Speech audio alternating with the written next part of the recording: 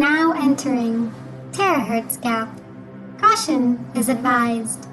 Anomaly title: Splintered Planks. Warnings: blood and gore, body horror, guns, paranoia, psychological trauma, death, doppelgangers. Please enjoy your stay. Statement of Dan Moore, alias, on the trauma caused by an anomaly. Testimony begins. Do I have to do this? Be interviewed by you now? How come people like you didn't take me seriously? When it happened?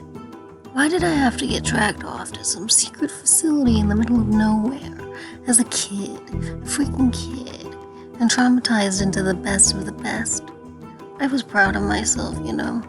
That's what they drilled into me, to be proud of what I'd done. You said you're not related to the company I work at. I don't know how much I can trust that, but my job and my life depends on how much detail I can wring out of someone, where I can catch them slipping up. I've always been good at that. Maybe it saved my life, like instinct says it did. Maybe it ruined it, like the guilt whispers when you see your father's eye. Let me start from the beginning. Can I have some water? Thank you.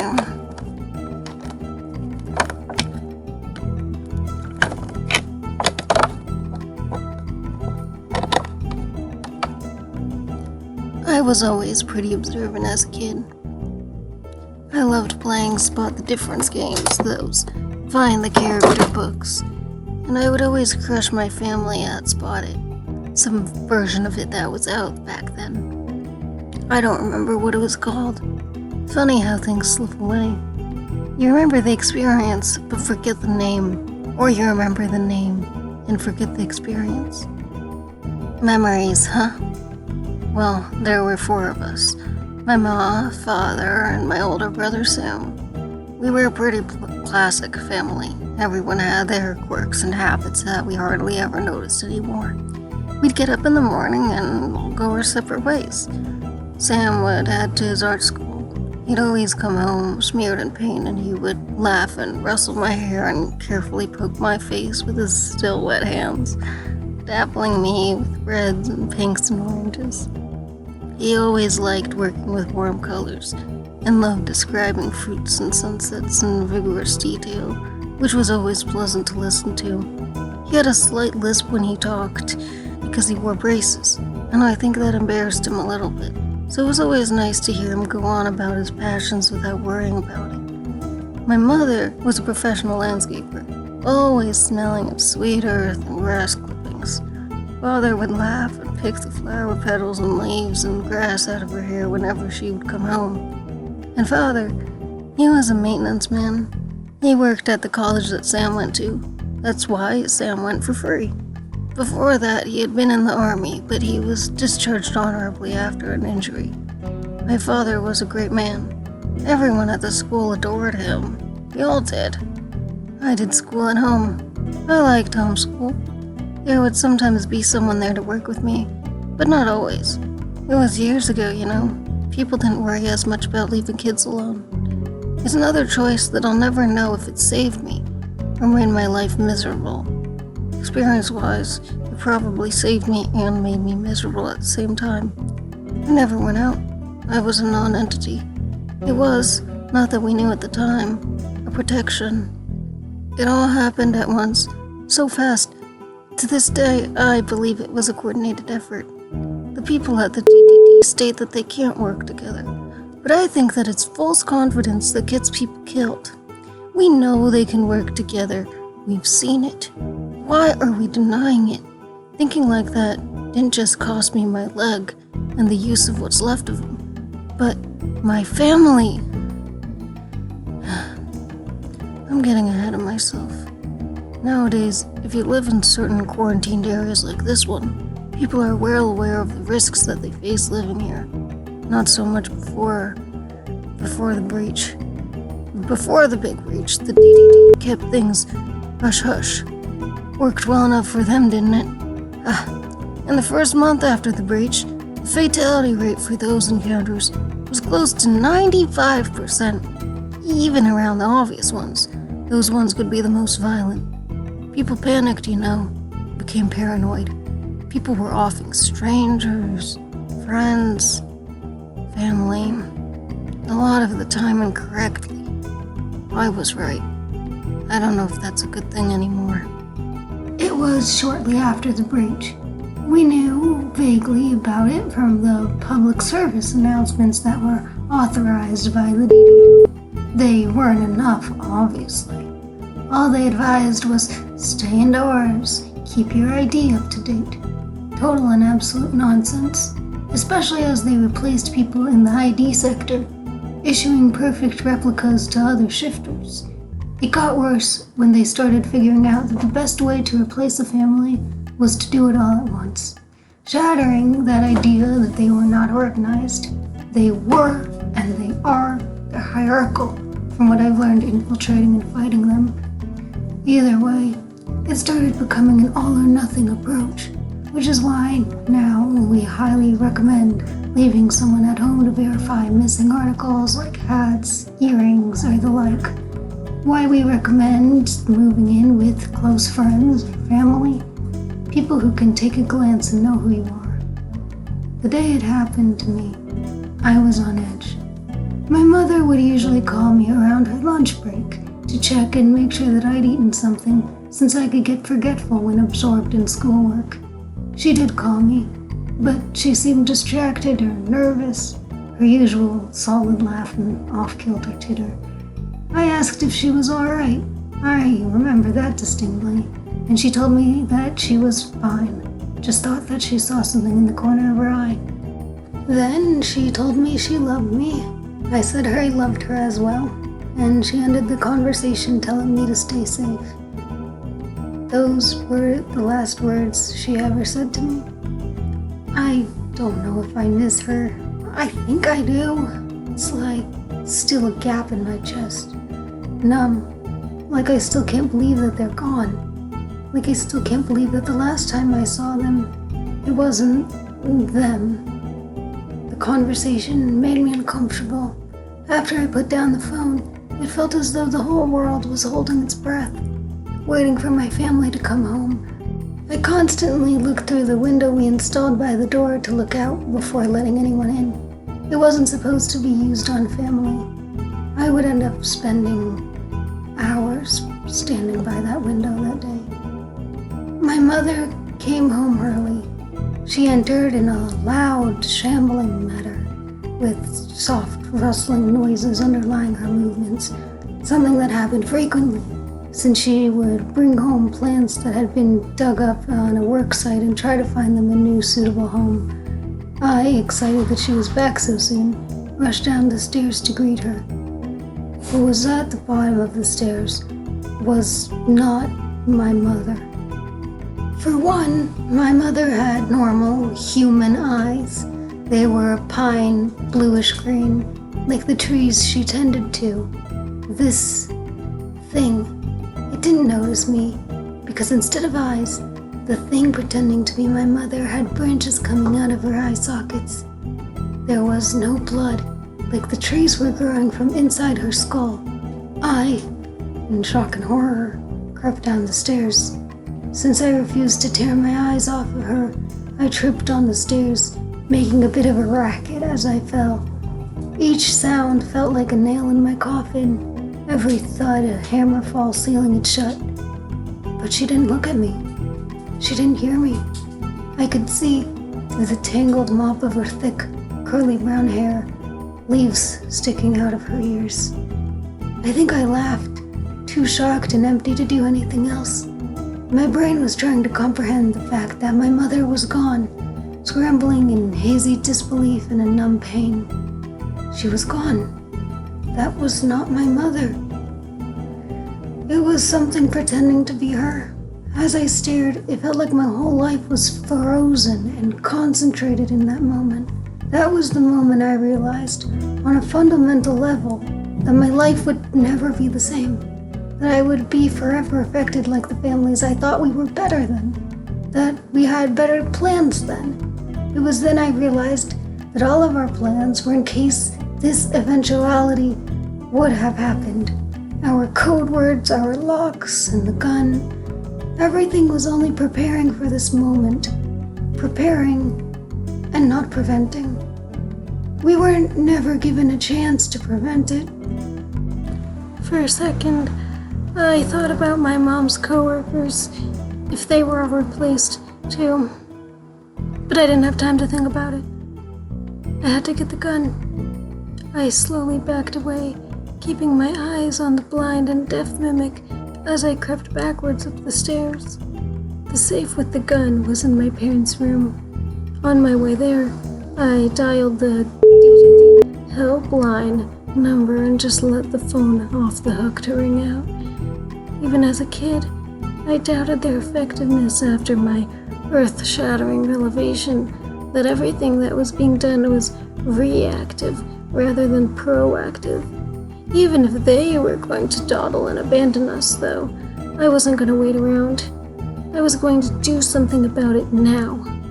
So, that's why I was getting the gun. The safe was easy to open. After all, we had been taught by my dad how to quickly access it. The thing pretending to be my mother had not moved at all in the time that I had gone upstairs, dialed for help, and gotten the shotgun. It was a shotgun, and not my dad's service revolver, because the DDT had recommended using higher caliber weaponry. It was almost as big as I was. I'm a small man, and I was a smaller kid. Still, I knew how to use it, and without hurting myself. That was a tall order. My next test would obviously be even higher. Even though I was distinctly aware that my mother was not my mother and had probably killed her, I was still crippled by the shock.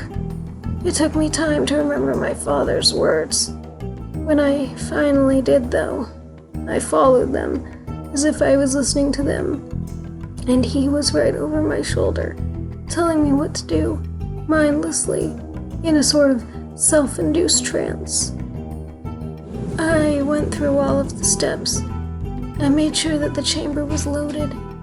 I adjusted my grip and steadied my aim, relaxed my body, made sure that the butt of the shotgun was nestled properly by my hip, and I pulled the trigger. The green blood-like substance that blasted out startled me, not with its sudden and violent propulsion, but rather the fact that the blood was not red. That, for some reason, upset me more than the sight of leaves billowing around me, feeling the sticky, warm green substance in my skin. I started to cry. I'm not sure why that, of all things, was what made me drop the gun and start crying. What was I supposed to do? To this day, I'm not sure how I managed after that. I'm not sure how I survived. The next few hours passed in a daze. Somehow I found myself by the window, gripping the shotgun tightly, salty tears silently dripping down my face. I was waiting for someone to come home, to make me feel safe and not alone anymore. The body of what was not my mother was just on the floor in the middle of the living room. It was too heavy and unnerving for me to even think about moving, so it stayed exactly where it was, right next to the staircase. There was no way I could go upstairs after that. Hours had passed before I saw my brother sauntering up the sidewalk to our house. Just seeing him made my eyes well up again. I was so absolutely and profoundly relieved to see him again. The usual hues of reds and pale pinks and deeper browns coated his clothes. He was smiling, bright white teeth catching the sun as he came towards the house. As soon as he came to the door, I threw it wide open and launched myself into his arms. Sam smelled of paint and iron, and he hugged me back briefly. He seemed surprised at first, and then concerned and worried when he stepped away to look at me. I would soon find out that the worry on his face was not for me, but rather about me. I remember distinctly how he greeted me, A casual but concerned and perfectly clear, "Hey, little guy." My brother had never spoken to me like that, but I was in too much distress to really think about it. He asked me what was wrong, but even as he did so, his gaze drifted beyond me into the corpse. The green blood was splattered around, a large puddle extending out from the body like foul, viscous water. My brother stared at the body, the gore. His mouth was slightly ajar, and there I noticed something wrong. His teeth were only white, no silver. His braces were missing. I stared at his face, his missing braces, while he stared down the hall. On his cheek was a green scratch that I had earlier mistaken to be a bit of green paint. The code words and the fine-tuned questions that we had prepared vanished from my mind, even as I opened my mouth to speak. "Sam," I said, and what looked like my brother swiveled sharply and looked at me with wide eyes. I could have asked a lot of things to confirm my suspicions. "Where are your braces? What's with the scratch on your cheek? Is that my brother's blood or his friend's?" But I settled on the first one that came to mind, and the simplest one. "What's my name?" He lunged at me, hands outstretched, probably trying to kill me quickly or get the gun away from me. Unfortunately for the thing wearing my brother's skin, I had already aimed the gun. Even as his teeth protruded towards me, I fired. Cartilage-like bone carried through with the momentum, green blood splattering across the wall and floor and all over me. The way he had been moving ended up with the barrel pointed directly in his face, blowing off the top of his head entirely. This time, I didn't drop the gun. I managed to hold on to it, my hands shaking something awful as I stared at the corpse that lay crumpled against the wall. The jaw remained, human-like teeth in a perfect circle. There were no hinges on that mouth. The whole structure was jutting forward, confirming that the sight that I thought was just my imagination was, in fact, real. I could see that the teeth in the back were sharp, and I felt a sick sensation upon realizing that those were the creature's true teeth. I tried not to think about my mother's mouth. If it too had this strange circle of sharp, inhuman teeth. I made sure that the door was locked and resumed my vigil by the window. A smell I could not place, but now know to be magnesium, permeated the air. I stood by the window and waited and waited. I felt hollow, like my mother and brother's stamp on me had been violently and definitively carved out of my flesh and soul, that there would forever be gaps in my heart where they once were. This time, I didn't cry as I stood and waited. I gripped the gun, made sure it was loaded. The clock ticking behind me reminded me to keep my breaths even, and I felt my heart, which had been beating fiercely and painfully, slow down to match that beat. I learned once that human hearts would sync up to one another, and I wondered how far that extends. Does it extend to pets and animals? Does it extend to clocks? Does it extend to something that isn't quite human? I stared out the window, the hours ticking right past me in a haze. It was completely dark when my father's shadow appeared on the sidewalk in front of the house. I could see his form, with his broad shoulders and proud gait, illuminated from behind by a lamppost. I couldn't see his face as he came up the path to the door and knocked. His voice was calm and assuring as it always was when he announced his presence. "Anybody home?" he asked, his usual greeting. It always had a humorous little tit, a tease.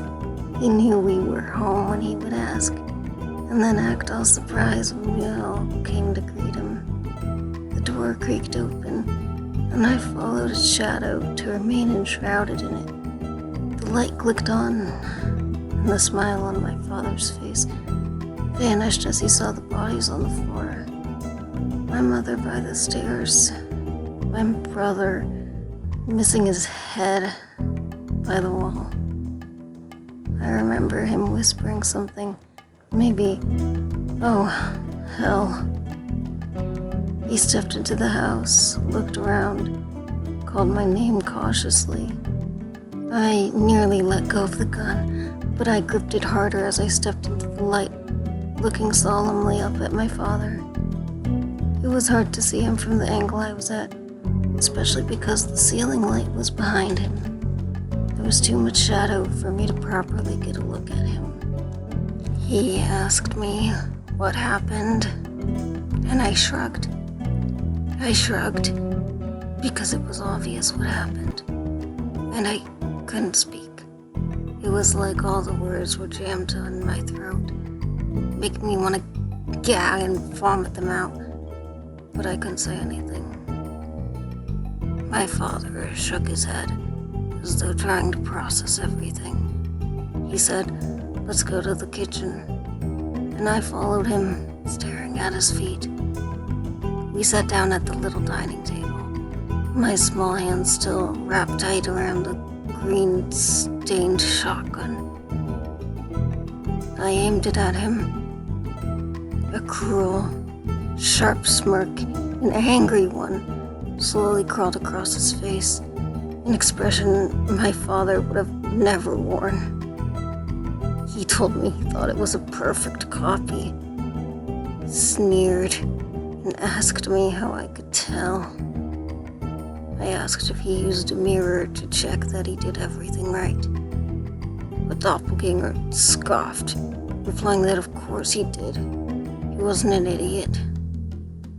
I let the silence hang. Then I said, "The bad eye is on the wrong side."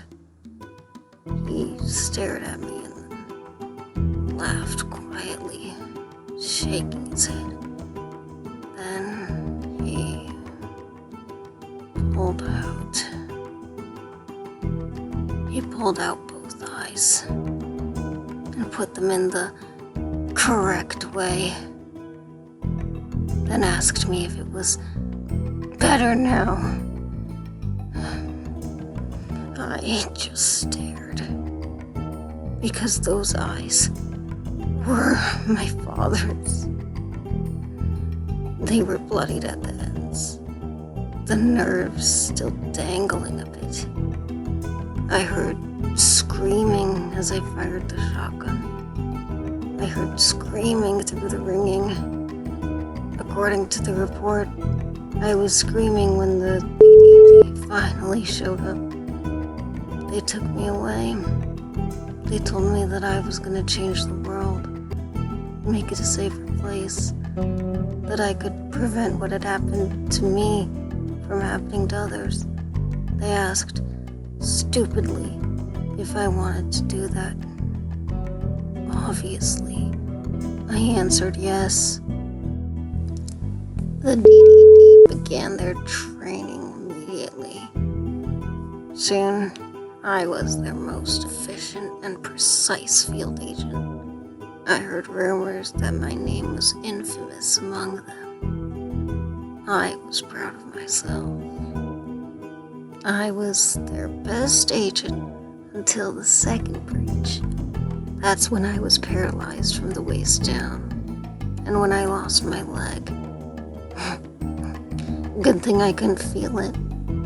At that point, I had done years of service.